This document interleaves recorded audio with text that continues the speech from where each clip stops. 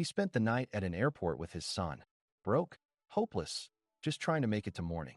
But he had no idea the woman sitting next to him would change his life forever. Don't forget to subscribe and turn on notifications. Sometimes a stranger can rewrite your destiny. He gently stroked his son's head. Between his fingers were strands of blonde hair that hadn't been brushed properly in days. Liam was tired, but he wasn't sleeping, because even on the cold bench, he could feel his father's trembling hands. They sat side by side, clinging to each other under eyelids growing heavy before dawn. Eric, with his head lowered, was trying to gather a few pieces of clothing that had fallen from his half-open bag. As he bent down to pick up a broken button, he noticed her.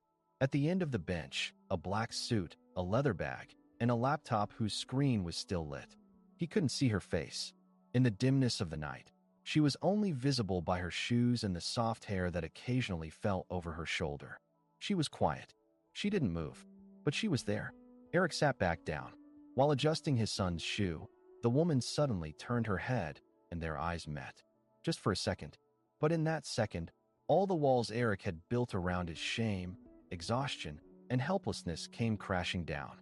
Her eyes weren't judging him. They just looked. With curiosity, maybe even empathy. He whispered to his son, "Just a little longer till morning. Hang in there, son." Liam nodded. Even if he couldn't sleep, being next to his dad was all that mattered. Maybe one day, they'd look back and smile at this night. But for now, everything was in pieces. For days, Eric had spent his last bit of money on food for Liam and gone hungry himself. Every job application came back with a sorry message. Eventually, when he couldn't pay rent, he loaded everything into the car and started driving from city to city. And last night, the car gave out too. The engine died. The only hope left was a text from someone he knew. "I can pick you up tomorrow morning." That was the only reason they were waiting on this airport bench. They didn't have money for a hotel. There was nothing to do but wait. The woman was still there, now holding her phone. But Eric noticed something. The screen was blank, which meant her attention wasn't on the phone. It was somewhere else. Maybe on them. But she still hadn't said a word. With a sudden burst of courage, Eric stood up, took a few steps toward her. "I'm sorry if we're bothering you," he said, voice hoarse, dark circles under his eyes. She nodded slightly. "No," she said calmly. "You look like you're fighting for something. That's not bothersome." Eric wasn't expecting that. His throat tightened. He couldn't even say thank you. The woman reached into her bag and pulled out a small packet. "This is for your son," she said. A sandwich. Not exactly fresh, but that night, a bridge formed between two strangers, not through words, but through silence. Eric didn't ask her name. She didn't offer it either. But before morning came, one of the loneliest nights of their lives would become a turning point, because that woman wasn't just a traveler passing the night. She was the CEO of one of the country's biggest companies, and Eric and Liam hadn't crossed her path by chance. Maybe fate had planned this meeting to change everything. Morning came with a gray light. The first rays of sunlight hitting the tall airport windows revealed everything that had been hidden through the night. Eric's eyes ached from lack of sleep, but when he looked at Liam, he saw that at least his son had slept peacefully for a few hours. The woman's sandwich had helped. She hadn't left. She was sitting in the same spot, in the same posture. But this time, her laptop was closed. She had a cup of coffee in her hands, and she seemed to be staring out the window, as if waiting for Eric to make a move. Eric slowly walked over to her. "Thank you," he said. "Last night meant a lot to us." The woman turned. Her face was clearer now, calm, confident. But behind that expression, there was a certain tiredness. Not the kind that shows like Eric's, more like signs of a hidden battle. "There's something in your son's eyes," she said. "Something unbroken. A kind of hope you don't see often." Eric looked down. "I don't know. I'm just trying to fight with whatever I have left. I guess we don't have any other choice." The woman paused for a moment, then unexpectedly lowered her head and smiled. "I didn't have a choice either, but I fought my battle on a different front." Eric was surprised. He didn't ask. He didn't dare. She reached out her hand. "Sophie," she said. "That's my name." Eric reached out too, hesitantly but sincerely. "Eric. And this is my son, Liam." Sophie looked at the sleeping boy. "That's a lovely name. And he's got such a strong presence." In that moment, when they exchanged names, the unfamiliarity between them began to crack. They were no longer just two people who shared a night. They were individuals with names, pasts, and scars. Sophie closed her bag. I'd like to hear your story. What happened? At first, Eric hesitated, because whenever he told someone, they either pitied him or looked down on him. But Sophie was different. There was no judgment in her. Maybe her own pain had made her more perceptive. 3 years ago, my wife left us, Eric said. My work was already going downhill. I was working from home. Then, I lost everything. We lost the house. Leaving my son was never an option. I'd do anything for him. But this morning, I just prayed for one more day to hold on. Sophie listened quietly. She didn't look away once.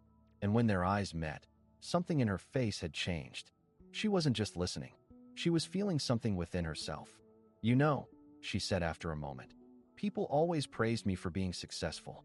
Being a CEO, big buildings, big numbers, fancy restaurants. But no one ever saw the conference rooms I spent the whole night alone in. No one ever asked how many pieces of herself a woman loses just to survive in a top position. Eric swallowed hard. The pain in her voice matched the weariness in his bones. At that moment, their lives began to feel like parallel lines. One wrapped in visible pain, the other in silent struggles. But both sitting on the same bench, under the same sky. Sophie stood up. It's not easy for something to move me like this, she said. But you're fighting for your son, without asking anyone for anything. That's admirable. She pulled a card from the pocket of her coat and handed it to Eric. This is my number. I need to head back to the city today, but if you give me a chance, maybe we can build something new together. Life sometimes begins with a single night's connection. Eric took the card. He didn't even know what to say in that moment, but his eyes filled with tears. Thank you. Really? Sophie nodded. No need to thank me. Maybe. You're the one who saved the night. Eric turned Sophie's card over and over again. On the transparent surface, there was only a name and a number. Sophie Adler. It felt like it had been written with some unknown force. It didn't say too much, nor too little. And yet, the card felt like an invitation. A silent opportunity. That morning, as Sophie left the airport, Eric was filled with both hope and a strange unease. Why would someone like her want to help? Or more importantly, what would helping cost? Liam had woken up. Rubbing his eyes, he asked, Did the lady leave? Eric nodded. Yeah, but maybe. We'll see her again. Just then, his old, cracked phone vibrated in his pocket. The number wasn't familiar. He hesitated for a moment, but answered. Eric Matthews? The voice was firm, cold, and unfamiliar. Yes. This is our final attempt to reach you. The payment period for your vehicle has expired. It was towed last night. The license plate is no longer listed under your name. Eric froze. What? No. Wait, my things were in that car. My son's coat, our photos, documents. The voice didn't change. The legal process is complete. If you wish to file a complaint, contact the regional office. The call ended. Liam went quiet when he saw his dad's eyes fill with tears. He slowly moved closer. Did we lose my coat? Eric tried to smile, but his voice cracked. We'll get a new one. A better one. I promise.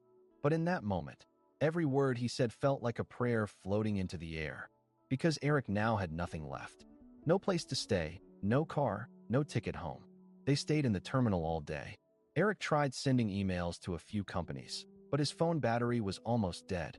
Liam quietly passed the time playing with an empty milk carton like it was a toy. But even kids could feel it. This wait wasn't just a regular wait. As evening approached, another call came. This time, the screen said private number. Eric. It was a familiar voice. Sophie, is it possible for you to come to my office? I'm in a meeting right now, but there's someone I want you to meet. Someone who might be interested in a man like you. Eric's hands trembled. Where's your office?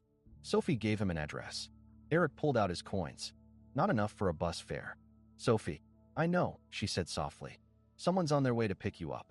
Less than 10 minutes later, a black car with tinted windows pulled up in front of the airport. When the door opened, Eric held Liam's hand tighter, feeling the strange discomfort of stepping into such a luxurious car for the first time. Liam was excited. Eric felt, torn between shame and gratitude. When they arrived in the city center, the towering glass building left Eric stunned. Was this Sophie's office? No, this wasn't just an office, it looked more like a fortress. The receptionist greeted them with a smile. Ms. Adler is expecting you upstairs. As they rode the elevator to the top floor, Eric's heart was pounding out of his chest. So much had happened in such a short time, and everything felt surreal. The door opened. Sophie greeted them. She wore something simple but elegant. Her smile was warm and genuine. "You made it," she said. "Good. Eric, I want you to meet someone. This person could completely change your life." A man stepped out from the other side of the room. Stern expression, expensive suit. "My name is Cole. Sophie said great things about you. She's not easy to convince, but her instincts are rarely wrong. I've heard your story, and I have an offer for you." Eric swallowed hard. The biggest step of his life was about to be delivered in one sentence. But behind that offer, something bigger was brewing. Because Sophie's past was deep enough to affect the future of everyone in that room. And Cole's offer wasn't just a job, it was a test. Eric slowly lifted his head. Cole had his hands clasped behind his back, eyes on him, while a folder sat waiting on the table. "The fact that Sophie reached out to you so quickly caught my attention," Cole said. His voice was flat like a wall, but there was a faint trace of curiosity in it. Because Sophie's never stepped in for anyone before, especially not by putting her name on the line.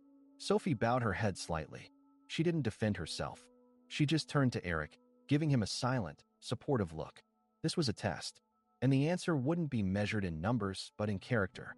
Cole continued, "We're launching a support program to help people who've ended up on the streets or been pushed out of the system, but who are still honest and decent.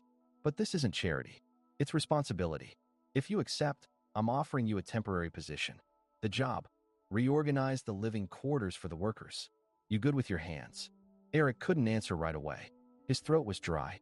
"I did some carpentry work for a while. I know a bit about electrical stuff too. But lately, we don't care about your past. We care about your attitude," Cole said. Sophie gently stepped in.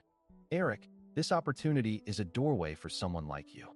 But even if you say no, I'll still stand by you. Because this isn't about saving you. It's about giving you back the respect you deserve." Liam sat quietly on a chair in the room, watching his father. Eric looked over at his son. In that moment, he decided. "I'll do it," Eric said. "As long as I can stay with my son. As long as we have a home." Cole closed the folder. "You start Monday." In that moment, it felt like a huge weight inside Eric had lifted. But before he could even process it, Cole turned to Sophie at the door and said quietly, "Your old friend is still watching you. There was a reporter outside the building today. He asked for your name. We stopped him. For now." The calm lines on Sophie's face suddenly tensed. "Thank you," she replied shortly. Then she turned to Eric, trying to smile. "You're officially part of the team now." Eric was happy, but he saw a shadow in Sophie's eyes. Like, she was already preparing for another battle. That evening, Sophie arranged a temporary apartment for Eric and Liam. It was simple, but warm. They had beds, hot water, clean towels, a box of cookies. When Eric tucked Liam into bed, the boy was smiling. "Dad, is this our home?" Eric nodded, eyes full. "Yes, at least for now. But somewhere else." In another corner of the story, someone in the dark was searching Sophie's name online. An old case, a file thought to be closed, photos that had resurfaced, and a note: "Sophie Adler is back. If we don't stop her, she'll rebuild everything." A new day rose with new hopes. Eric and Liam had their first breakfast in the small but cozy apartment. Eric was even grateful for the old toaster on the shelf. But deep inside, there was a quiet restlessness, as if peace had only come to stay for a very short while. That day, Eric started his job. He had taken on a coordination role in a construction project run by Sophie's foundation. His first task was to turn an unusable shelter into a livable space again. There was no big salary, no fancy title. But for Eric, this was the first step toward getting back on his feet. When he walked onto the site, he started moving among the workers. Everyone had a tired but honest look on their faces. He didn't feel alone. But then, one man caught his eye, leaning against the wall, smoking a cigarette, watching him. There was something familiar in his eyes, but Eric couldn't place it. "Matthews, right?" the man asked. Eric turned his head. "Yes." The man smiled, but it wasn't a warm smile. "I remember you. We worked together at the old company. After your wife left you, you disappeared." Eric's insides turned cold. You're Nate, right?" The man nodded. "Yeah. Funny, isn't it? Life tossed you this way." Eric tried to stay calm. "What are you doing here?" I'm running the new subcontractor company. I've got shares in this project too.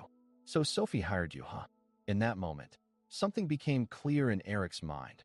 This man wasn't just a remnant of the past, he was a dangerous trigger. At the same time, another storm was brewing in Sophie's office. Her assistant knocked on the door, looking pale. Ms. Adler, a document has leaked to the press. Your name has come up again in an old legal case. Sophie lowered her head, took a deep breath. Who leaked it? We don't know yet, but it's only a matter of time before it hits the front page tomorrow morning. Sophie closed her eyes. That case. It was a fight for justice she once gave everything for, but lost. Shut down with fake documents, turned away at courtroom doors. Back then, she was just a young advisor. Now, she was a CEO. But the system never forgets. That evening, when Eric came home, he was exhausted. But Liam was waiting at the door, wearing a piece of cardboard he had colored himself. Eric's first day hero dad. As Eric wiped his eyes, he hugged his son tightly around the neck. But the happiness didn't last long. The phone rang. It was Sophie. There's something I need to tell you, she said. Some things about me are going to hit the press. Things that aren't true. But people don't question what they read. I might end up alone, and they might not want you near me either. Eric was silent for a moment. Then he said just one thing. I don't care who they think you are, Sophie. I've seen who you are. I'm with you. Sophie held her breath. I needed to hear that. But at that exact moment, on a journalist's laptop screen, a flashing headline was already ready. CEO Sophie Adler's past exposed. Justice or revenge? When morning came, the city was quiet, but the media was screaming. Scandal. Sophie Adler at the center of a case silenced years ago. The dark past of a rising woman. Newspapers, social media, news channels. Everyone was talking about one thing, Sophie. Eric saw the news on his way to work. On the metro screen, there was a clear portrait of Sophie. Below it read, did she hide her past? Or is this just another role? His chest tightened. Because he knew, this news wouldn't just target Sophie, it would come after everyone around her. And now, he was around her. When he arrived at the construction site, Nate was waiting. This time, with two other men. Morning, hero, he said sarcastically. What do you think now? Still standing behind her. Eric took a deep breath. I don't care what people write. I care what she's done. And she was someone who listened to me, who helped me. Like a real human being. Nate laughed. She only brought you in for a show. You still don't get it, do you? No. Eric said firmly this time. You don't get it. Making a difference in people's lives can't be measured by a past battle. At that moment, a car pulled up at the site. Sophie stepped out. All eyes turned to her. But Sophie didn't flinch. She didn't fix her jacket. She didn't lower her head. She walked. She walked straight to Eric. I wanted to say goodbye, she said. I've been forced to step down for a few days. Maybe that's a good thing. Maybe some things need to reshape. Eric stayed quiet. This isn't your fault. No, Sophie said, but it is my fight. And finding you beside me in the middle of it meant more than I expected. Her voice shook. Did you truly believe in me, Eric? Or was it just gratitude? Eric stepped closer and answered gently. I've learned a lot trying to raise my son. But the biggest lesson came from you. No matter how dark the past is, if someone looks at you and says, I see you, that's worth everything.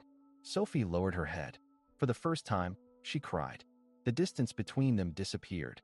In that moment, they weren't just a man and a woman, they were two survivors, souls who had found one another. Just then, Liam came up to them, holding a picture he had drawn.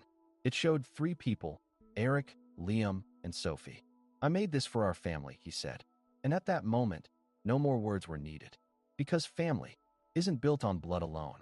It's built on heart. Epilogue. Months later, Sophie returned. This time stronger, more prepared. Eric was by her side. Together, they launched a new social aid project. It starts with one night, a rehabilitation program for parents and children who had ended up on the streets. Eric became the face of the program. Sophie, its heart. And one day, in a large hall, Eric stepped up to the microphone. A woman once gave me a sandwich one night, but what she really gave me was my life back. So to everyone here today, I just want to say this. Sometimes, all it takes is one night to owe a lifetime of gratitude.